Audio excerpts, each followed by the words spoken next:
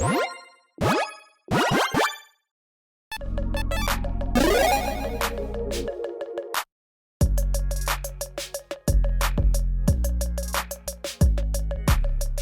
everyone, Mitch coming in from the Commander's Core Studio. Welcome to the show.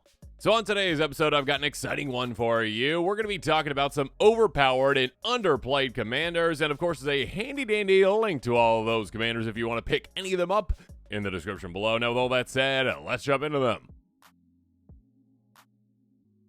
First up, Damia, Sage of Stone. This is a heavy-hitting commander, an insanely powerful one that has so much card advantage that your head will spin, and yet it is criminally underplayed. A 4/4 Gorgon Wizard with Death Touch for 7 mana in total in, well, Sultai, which is an amazing color combination.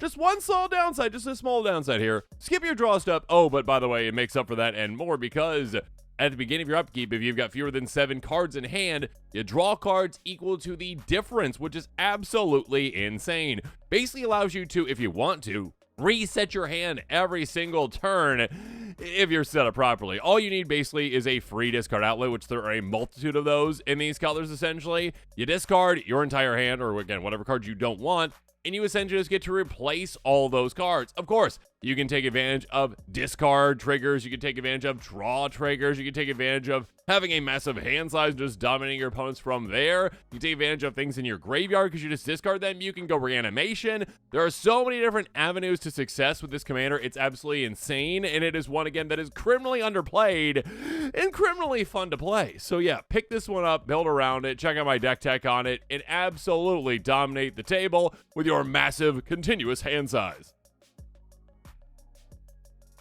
Next up, the Swarmlord is such a good commander. A 5/5 Tyrannid for 6 mana in total in Teamer. It's got, when it enters the battlefield, you get 2 counters on it for each time you cast from your command zone this game. So, yeah, it's going to be absolutely massive. That being said, most importantly, whenever a creature you control with a counter on it dies, draw a card.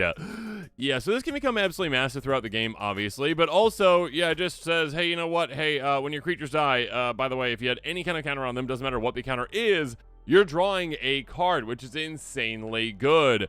Of course, you can go a combo route if you really want to. I mean, you got to stop at a certain point because you only have so much cards in your library. But yeah, like, you know, persist, undying combos, sure, you can go with that. Obviously, to draw basically your entire deck if you want to. That being said, you don't have to combo. All you need to do is literally just have, like, a certain kind of card outside, you know, which is like, oh, hey, yeah, by the way, you know, if you got your commander in play, you know, like, you get to counter all your creatures on, like, you know, coming to combat, you know, like that one Rhino, essentially. Or, like, any other card that's like, hey, yeah, creatures coming to play, yeah, give a counter. Sure, why not? And all of a sudden, any creature that you have in play, whenever it gets taken out, whether it's from you sacrificing it or whatnot, or your opponent's taking it out, or you swinging in combat, you're drawing a card. You've got a massive card draw engine out of your commander. With a go-wide strategy with this one, you can have so much cards your opponent's heads will spin. And then, of course, again, if this ever gets dealt with, I mean, you've got mana to get it back out, right? You're in green, you're fine, you got the best ramp out there. It keeps getting bigger and bigger and bigger, more and more and more threatening. So yeah, it goes tall, it goes wide with cards, and yeah, you can absolutely dominate the table with it. Speaking of going wide, going insanely wide, Rith the Awakener, a 6/6 dragon with flying for 6 mana in Naya. Whenever it deals combat damage to a player, you may pay 2 and a green. I recommend doing that, because if you do, you choose a color, then you create a 1/1 green sapling creature token for each permanent of that color. Now, here's the thing. That first time, it might not be the best choice to choose green. After that, it pretty much is, because you are going to be making those 1/1 saplings that are green, so you just keep saying, green. Cool, double that up. Oh, green, double that up again. Yeah, you are able to essentially make the most massive army of all time because, again, you're taking advantage of the fact that you're playing Commander. You got 4 players at the table, and you're like, yeah, okay, there's these many things of this, these many things of that, these many things of that. Okay, cool, yeah, first time I guess I choose black. Cool, all right, because that player's got zombies or whatever, I don't know. Cool, I just made 10 saplings. Next turn, all right, hit, choose green. You can, of course, speed things up with extra combats with this. You can speed things up with double strike with this to get that trigger twice. Again, you are in green. You can pay for it. So essentially, you're just making army after army after army of these saplings. Of course, you also have a great swath of Anthem effects in this color combination as well. You got so many ways to dominate the table with this amazing commander that is so powerful, but so underappreciated. And again, you're using your opponent's cards against them. It's like, oh yeah, you've got a good board state. Good for you. Thank you for having all these things in play, because now you make my army even bigger. Dominate the table with this one. Next up, Azor, the Lawbringer. Yeah, this is a, well, pain-bringing commander, essentially. A 6/6 Sphinx with flying for a 6-mana Azorius. Enters the battlefield. Each opponent can't cast instant source spells during that player's next turn. Yeah, players kind of just look past that. They're like, oh, that's nice the first time. Sure, yeah, I guess it's good, all right.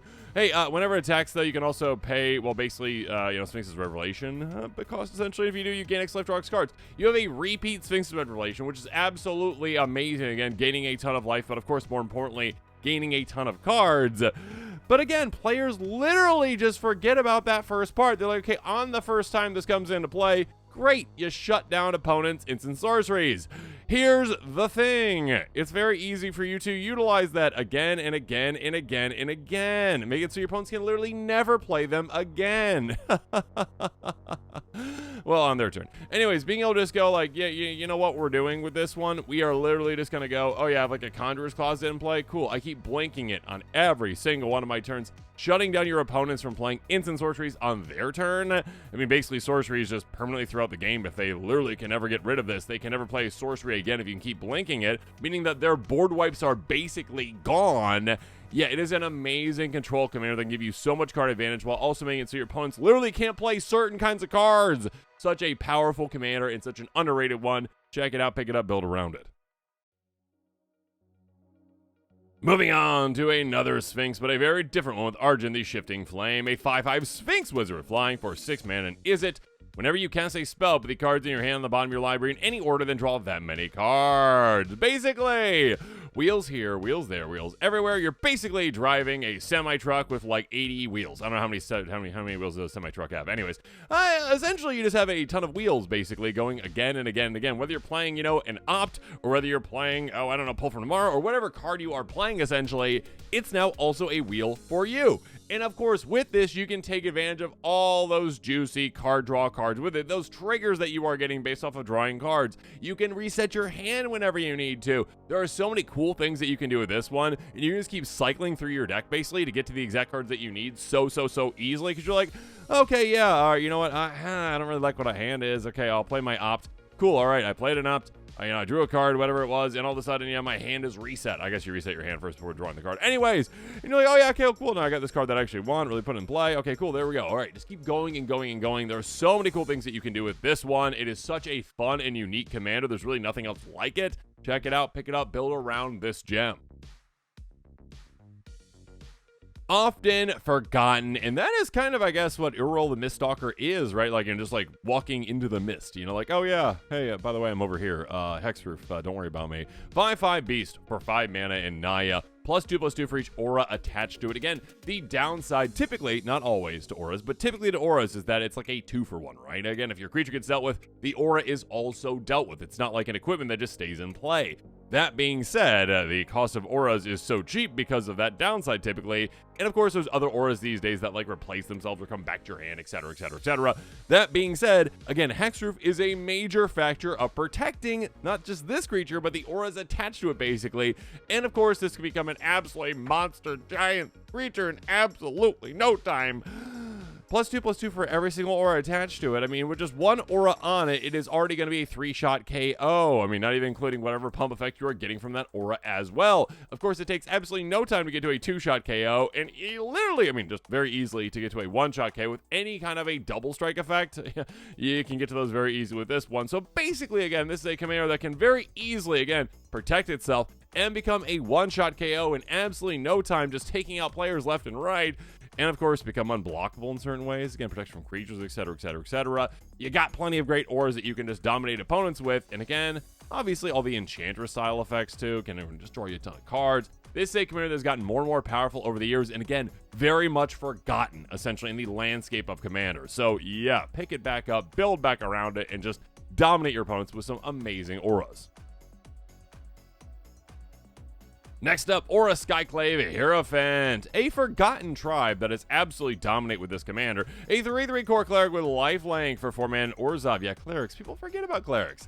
Whenever it or another cleric you control dies, return target cleric card with lesser converted mana cost from your graveyard back to the battlefield. That is insane. I mean, just picture this as like a dragon commander. It's like, okay, hey, whenever one of your dragons dies, you get a slightly smaller dragon back from your graveyard right into play. People are like, oh my gosh, yeah, that'd be one of those popular commanders of all time in Dragons.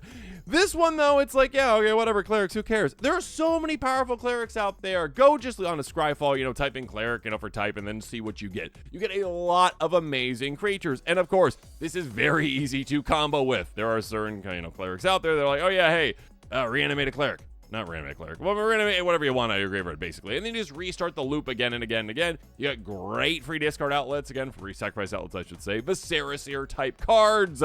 You can set yourself up for some amazing success. You don't have to combo with this even for it to be good. Again, you got plenty of ways to fill your graveyard. Whether that's milling, whether that's tutoring things directly into your graveyard, the entomb style effects, essentially. Setting yourself up to just get the right clerics out again and again and again and dominating your opponents.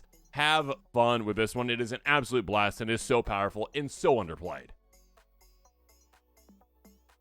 Moving on. Yeah, whenever it comes to like an uncommon commander, they are almost always vastly underplayed. Jalira, Master Polymorphist, is anything but uncommon when it comes to its effect. A 2/2 human wizard for 4 mana in blue, pay 3 mana in blue, tap. Sacrifice another creature, reveal off the top of your library with a non-ledger creature card. Put it around the battlefield, the rest of your library, random order.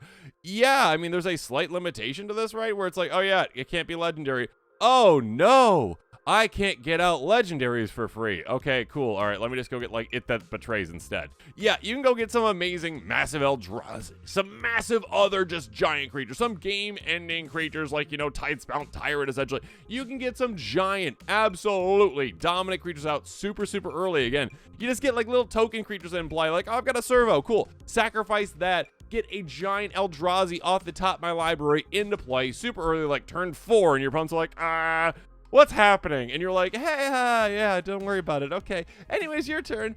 Of course, you can untap this. You can do it again. You got plenty of ways to do that in this color combination of blue. But being able to just dominate your opponents with some massive creatures by polymorphing your creatures into bigger creatures, you can do some absolutely dominant and fun things with this one. Just because it's uncommon, players just, they look over that. They're like, I don't want to play the uncommon commander. Play with it right now. It is so much fun.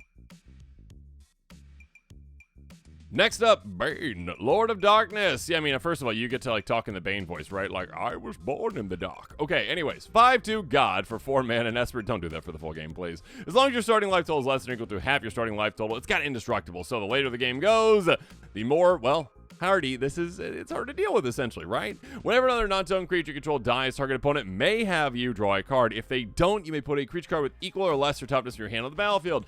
Here's the thing. Yeah, first of all, that's a dominant thing that can absolutely destroy a game. And of course, there's some really weird combos that you can do with it where you just like, okay, I play, Worst Fears, take over someone's turn, and then do an infinite loop on their turn. Yeah, it can be quite funny because you can just keep choosing for them basically at that point. That being said, you don't even need to actually take someone's turn over to make them make that decision for you. You can put them in a situation where it's advantageous for them to do that. You can maybe say like, okay, hey, you and I, all right, we actually are in like the worst position right now, okay? Like those other two players are dominating, okay, at the table. I have this infinite loop that I can do right now at the table, essentially, where I could just take those two players out if you just keep choosing to not let me draw a card, okay? And then we'll stop the loop after we take out those two players, okay, with this little weird combo that we have, okay? And then me and you just playing one-on-one. Literally, you can do that. You can just politic your way into being like, hey, me and you are not in a good spot. Let's take out those two players because I've got infinite loop of shenanigans of bringing a creature back from my hand into play again and again and again and again. Eternal Cockroaches style. You can do so many good things, essentially. Yeah, you can do just some absolutely great things with this one. So yeah, look up the combos with it. It's absolutely a blast. And even if you aren't comboing with it, again, being able to go like, oh yeah, hey, my creatures died. Do you want me to get something to play for free? Or I can just draw cards. So much value to be had. Have fun with Bane, Lord of Darkness. And finally, I love you, Lagrella the Magpie. You are so much fun and so underrated. Again, an uncommon commander like we talked about the Jalira. Players are just like, I don't want to play with uncommon. Why? It's so good. 2/3 Human Soldier for 3 mana in Bant. Enters the battlefield, exile any number of other target creatures controlled by different players until Lagrella leaves the battlefield. When an exiled card enters the battlefield under your control this way, put 2 counters on it. Yeah, there's so many weird combinations with this that you can just absolutely dominate the table, and players underrate it. It is basically a massive Fiend Hunter type card. You can choose to exile whatever you want with it. You're like, okay, comes into play, and sure, again, any number of other target creatures controlled by different players, meaning that you can basically, well, kind of like imprison you, Fiend Hunter it, essentially, 1 creature per player, including yourself. Now, here's the thing. If you get 3 Fiend Hunters in play, basically, well, you can create an infinite loop where you just have your own Fiend Hunter exile another Fiend Hunter, which exile another one, etc., etc., etc. Check out my deck on this. Anyways, it's a lot of fun. Also, clones can work with this, too. Having a lot of fun with this, kind of looping and using some really weird cards that are like, hey, yeah, my opponents have creatures coming into play. It's a bad thing for them, actually, like Suture Priest style cards, which can drain them.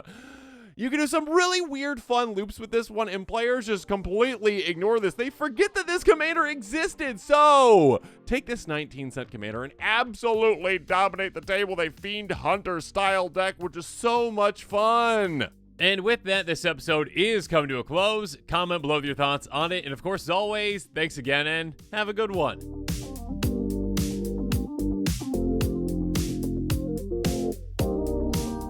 This show and episodes like this one are possible thanks to viewers like you.